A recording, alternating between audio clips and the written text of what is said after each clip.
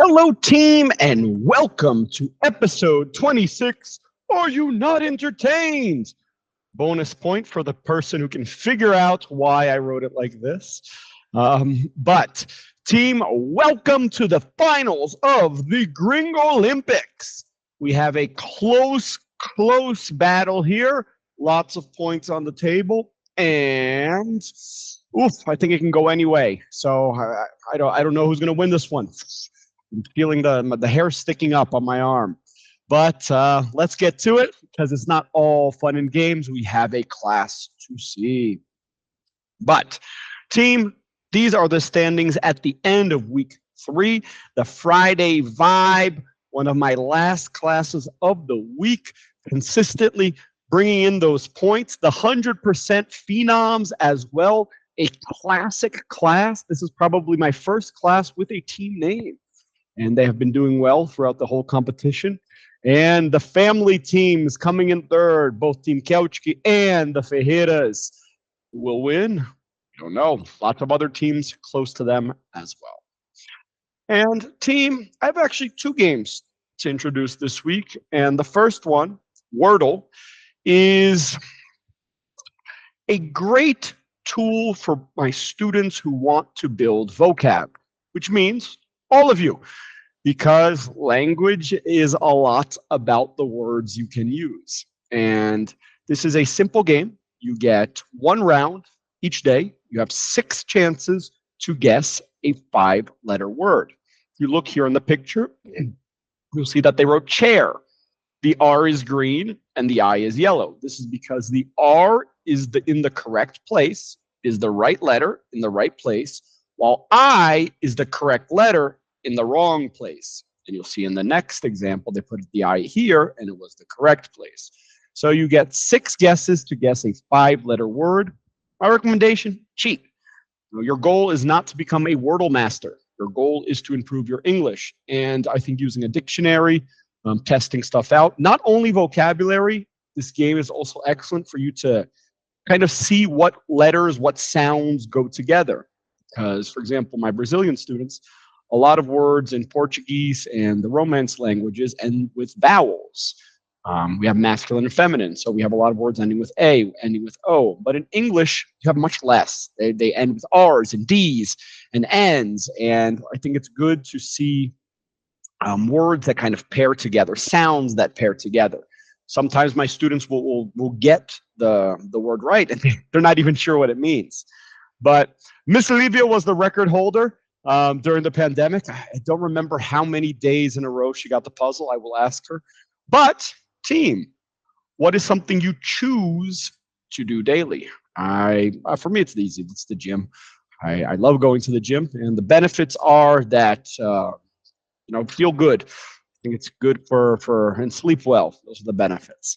But that's something that I choose to do daily. I used to play Wordle daily, and then I forgot one day after like 80 days in a row, and then I got angry and no more. But it is a fun game.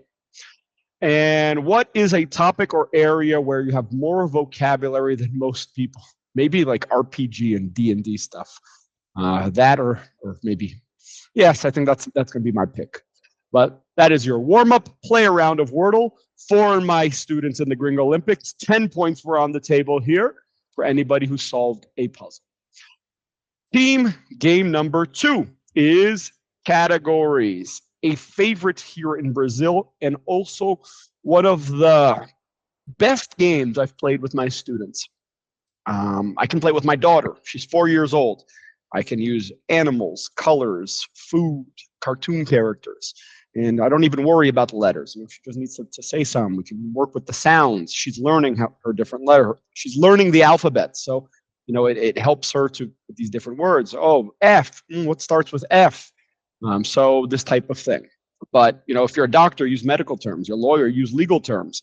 And it's a good way to test your vocabulary. And again, just like I said about Wordle, cheat. Your goal, cheat's not the right word, but your goal is to improve your vocabulary. So keep that in mind. Have fun, play the game, no fights, none of this right here, but more of this up here. But, the goal is to improve your English, at least hopefully. So keep that in mind. And categories, you need at least two extra people. You need at least three for it to make sense. Traditionally, I think there are 6 categories. You can play with more. It's fine. And you pick a letter, and then everybody writes down a word that starts with this letter. These are the categories used in the GringOlympics. And the letter was, I can't say yet. But what is your favorite category to play that is easy? My mother-in-law is always fun, always good for some laughs. Cheating is okay if you get away with it. Agree or disagree? Well, what are your thoughts? Are you the honest Abe or are you the Spartan warrior? What are your thoughts? Team. This is a term that I heard this week and I thought it really interesting. I identified with it instantly. And productivity debt. So have you ever had that feeling when you wake up in the morning and you say, I need to do A, B, C, D before I can relax? It's almost like you have a checklist of things that you owe before you're good to go. And I know I feel this a lot, especially like on a Saturday morning. I don't really have a boss, so I need to push myself. And I always have something I need to do. So I was like, oh, how much do I need to do before I'm good to go? And it's an interesting feeling. I don't know if it's the best way to do things, but it's the way I know. And how do you decide you've been productive enough for the day? I usually like to have one goal. One thing that I say, I need this done. That's done. The rest is extra. How to get the most happiness and productivity simultaneously? I don't know. I would love to hear from you guys. I think it was Jeff Bezos who said if you enjoy 50% of your job, you're already lucky, and I enjoy much more than 50. So I like to think that I'm pretty good at mixing productivity and happiness. And this is the mental model I know. I would love to hear any others that you guys use. So what is your favorite way to multitask? My favorite way to multitask is probably making breakfast while listening to a podcast. It's a very enjoyable part of my day, even though Patricia does not like it. So when I am making breakfast, by myself, I'll put on a podcast, and it's something that I enjoy. What is something that seems unproductive, but actually isn't? A lot of people said sleep. That makes sense. But let me think. I think I'm not going to say wasting, but spending time with something that doesn't have a productivity style goal. I think going in the opposite direction, maybe playing some video games, grabbing a beer with a friend, throwing a ball at the wall, go for a walk. Oof, that's a good one. Going for a walk. Lots of good ideas come from a walk, but there's a lot of good things. How about you? What do you think? What is something that seems unproductive, but actually isn't? Team, we have an advanced detail here. Miss Luana asked me a good question last Friday, and I didn't feel I gave a complete enough answer. So I did some research, and I always thought of weather kind of like a fancy if.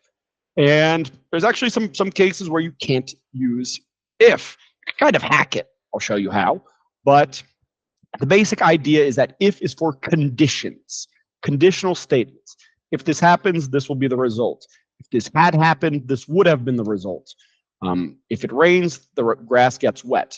We also use it for polite requests, which is a type of condition.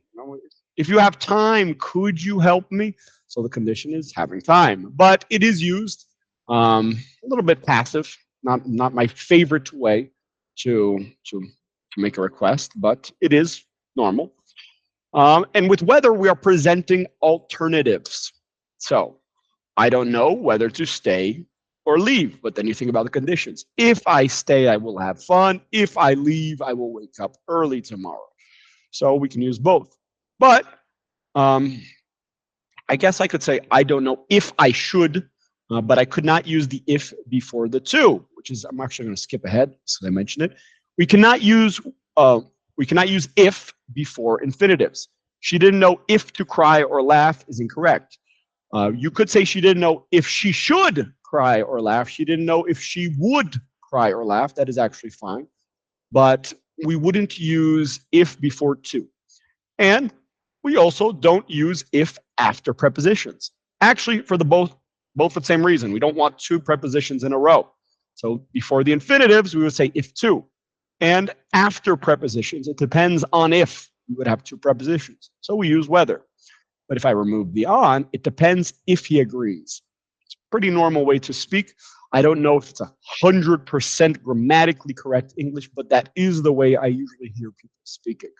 So it's up to you. Do you want to use whether? Do you want to use if? If you use whether, you will sound fancy, but whether you use if or whether is up to you. Right. Let me see if there's any other options. Those are the ones that come to mind.